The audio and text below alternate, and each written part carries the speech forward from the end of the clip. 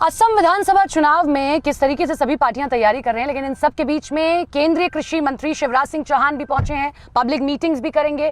और आपको बता दें कि बरसात हो रही है, लेकिन बावजूद इसके उन्होंने अपनी पब्लिक मीटिंग्स नहीं रोकी हैं और वो अभी भी बरसात में ही पब्लिक मीटिंग्स में जा रहे हैं। हमारे साथ मौजूद हैं। सबसे पहले तो धन्यवाद हमें समय देने के लिए। क्या असम में माहौल और मूड देख रहे हैं आप? एक तरफा माहौल है, सुरक्षित आसाम और विकसित आसाम। अच्छा। विकास का मुद्दा यहाँ छाया हुआ है। एक जमाना था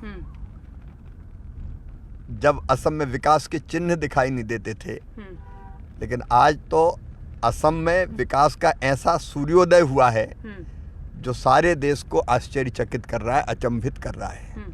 यहाँ सेमीकंडक्टर हब बन रहा है, यहाँ एम्स हो, मेडिकल कॉलेजेज हो, यहाँ ब्रिजेज हो, यहाँ सड़कें हो, road connectivity, railway connectivity, air connectivity. तो विकास में चुनाव हो रहा है या फिर गौरव गोगोई कह रहे हैं ये पूरा चुनाव ध्रुवीकरण पे करने की कोशिश की जा रही है, हिंदू मुसलमान करने की कोशिश की जा रही है? भारतीय जनता पार्टी महापुरुष श्रीमंत शंकर देव जी के संकल्प का आसाम बना रही है। एक वैभवशाली, गौरवशाली, संपन्न, समृद्ध, विकसित और आत्मनिर्भर आसाम।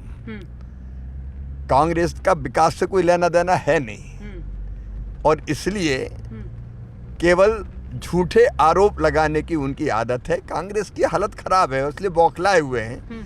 यहाँ तो कह रहे हैं कि चुनाव राजा और राजकुमार लड़ रहे हैं, कोई प्रभारी हैं वो, और राजकुमार जो पैरासूट से आके प्रदेश अध्यक्ष बन गए, लेकिन राजा और राजकुमार में भी तकरार है। तो गौरव गोगोई की कोई जमीन नहीं है यहाँ पर, आप ये मानते हैं? यार ना, कांग्रेस की जमीन बची नहीं है। उनने जो जमीन थी आसाम की, वही घुसपैठियों के नाम कर दी थी वोट बैंक के लालच में। लेकिन आज आसाम इस सच को समझ गया और पूरा आसाम एकजुट है अपनी सुरक्षा के लिए, विकास के लिए। देखिए उस समय हालत क्या थी। उल्फा से लेके कितने आतंकवादी संगठन थे, भय था, भ्रष्टाचार था, आतंक था, लोग कई कोनों में जा नहीं पाते थे, लेकिन आज चारों तरफ शांति है। लेकिन बीजेपी मुसलमानों से बचती है क्या? हेमंता बिस्वा शर्मा, देखिए घुसपैठिए जो दूसरे देश से आके हमारी जमीन पर कब्जा करते हैं, हम उसके विरोधी हैं, इसमें कौन सी बात है? और घुसपैठ का विरोध करना चाहिए। कोई भी देश कैसे सहन करेगा कि किसी दूसरे देश के लोग आए और हमारे नागरिकों के कर्तव्य हमारे नागरिकों के अधिकार छीन लें, उनकी जमीनों पे कब्जा कर लें? किसको ठीक लगेगा? मुस्लिमों से दिक्कत नहीं है, घुसपैठियों से दिक्कत है। निश्चित तौर पे। देखिए वॉर का माहौल चल रहा है, आपने सदन में भी ये बात कही थी, खुद प्रधानमंत्री ने ये बात कही थी, उसके बाद आपने प्रेस कॉन्फ्रेंस भी की। लेकिन एक कृषि मंत्री होने के नाते किसानों के हितों को कैसे साधा जाएगा? इस वॉर का कोई भी असर किसानों पर ना पड़े, क्योंकि कांग्रेस कह रही है कि देखिए ना, स्थिति दिखने लग गई कि पेट्रोल की कमी होने लग गई है, LPG की कमी होने लग गई है। मुझे तो तरस आता है कांग्रेस की सोच पर, बुद्धि पर। कांग्रेस देश विरोधी भी है और आसाम विरोधी भी है। कभी भी जब कोई संकट के बादल छाएं तो आपदा में अवसर ढूंढती है कांग्रेस कि अब तो मोदी जी फंस जाएंगे, मजा आ गया। जबकि ऐसे संकट के समय सारे देश को एक साथ खड़ा होना चाहिए। पहले भी आप देखिए, जब इंदिरा जी प्रधानमंत्री थी और पाकिस्तान से युद्ध लड़ा गया, तो आपको याद होगा अटल जी ने कहा था हम पीछे खड़े हैं इंदिरा जी के। देखिए राजनीति होती है, लेकिन राष्ट्रीय संकट के समय राष्ट्रीय मुद्दों पर सारा देश एक होता है।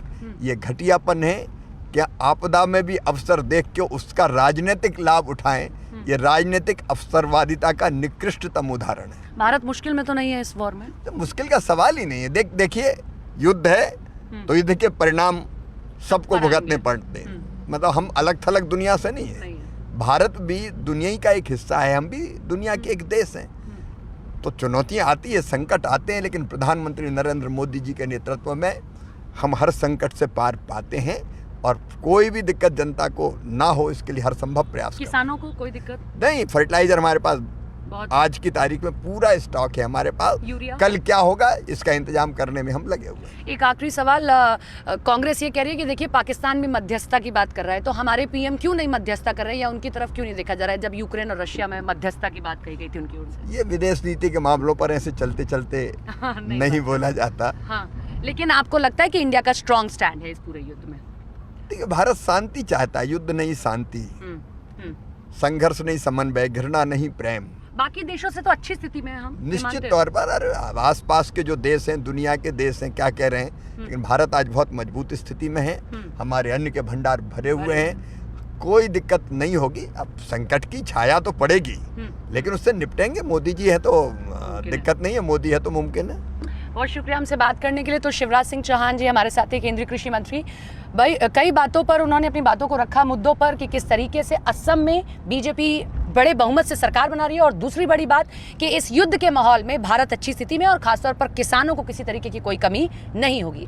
कैमरा पर्सन नसीब सिंह के साथ सपना शुक्ला, न्यूज़ 18 इंडिया।